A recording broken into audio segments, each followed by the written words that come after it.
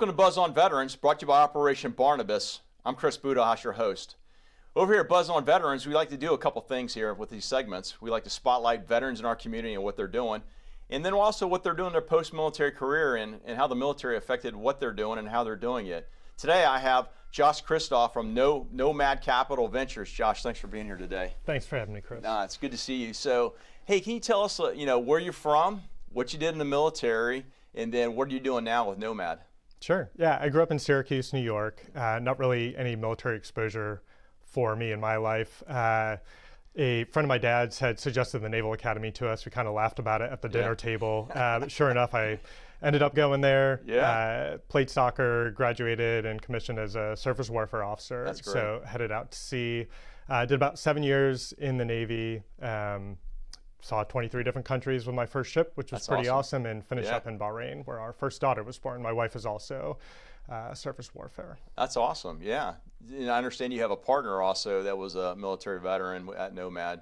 Yeah, that's correct. So we're two husband and wife teams that run Nomad Capital Venture. Well, I know who's in charge, the spouses. Yeah, without a doubt.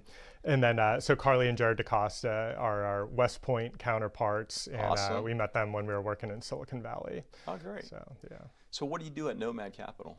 Nomad Capital Ventures is a family of businesses. So we have a real estate investing or asset management firm. We have a construction management firm.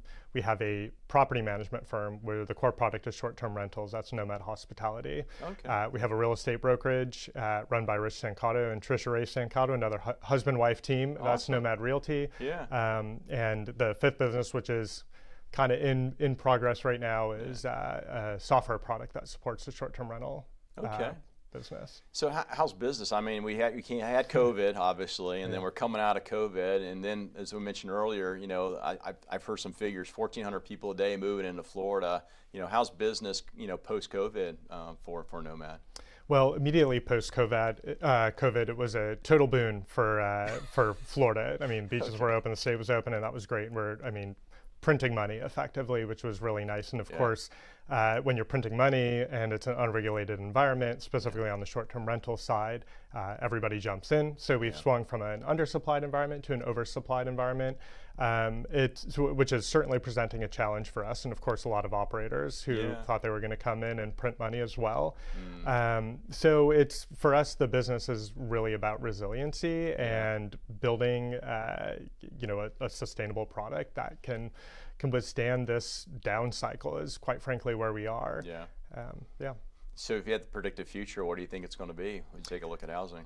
I'm not sure how qualified I am to comment here on this. I mean, Jacksonville is clearly building up the greater area. I mean, dipping into St. Johns County, there's a lot of development. There's a lot of folks coming in, largest city by landmass, so there's plenty of space to build, unlike other places we came from, like Silicon Valley.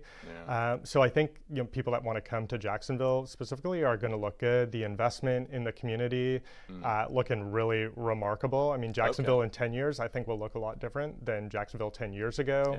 Particularly the beaches. I remember being stationed here as a young JO back in 07 to 09, and it was like, this place might not be a great place to come back to. It was maybe a bit of a toss-up, and now the word that's kind of been used, it's a little bit more elite these days. So which is it's change, and some folks like that and some don't. But from a property value standpoint and the dirt that your property's on, certainly an increase, and I think people are going to continue to come to Jacksonville. So if as you transition out, you went to Silicon Valley, now you wound it up back here in Jacksonville. Any advice for those transitioning service members who are thinking about being business owners or starting their own business?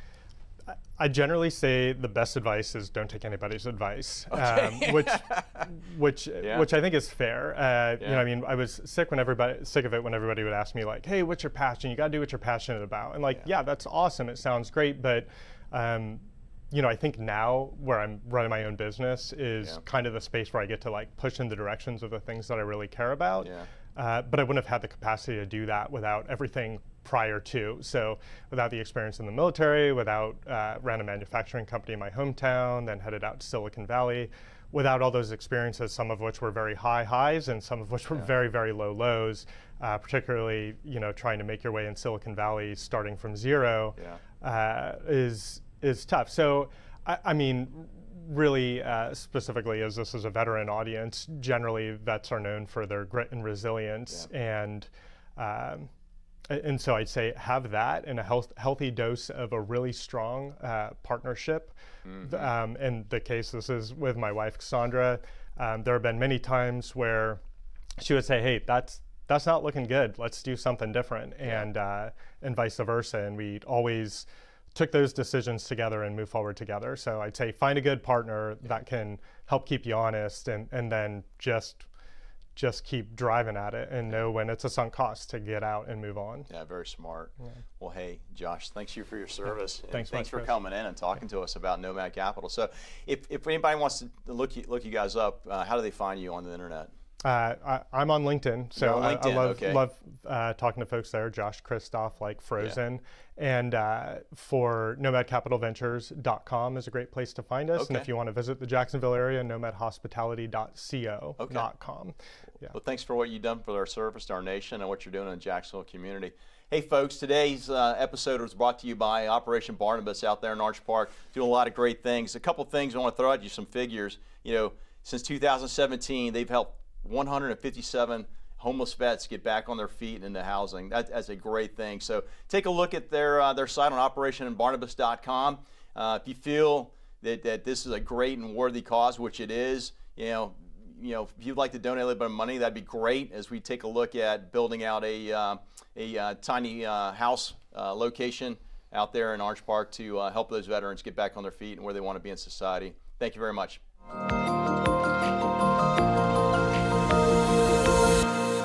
Operation Barnabas is a veterans ministry, started in 2017 with the purpose of helping our veterans that kind of got left behind, and they've struggled with addictions, PTSD, suicidal thoughts, those kind of things, helping them get whole again through one-to-one mentorship.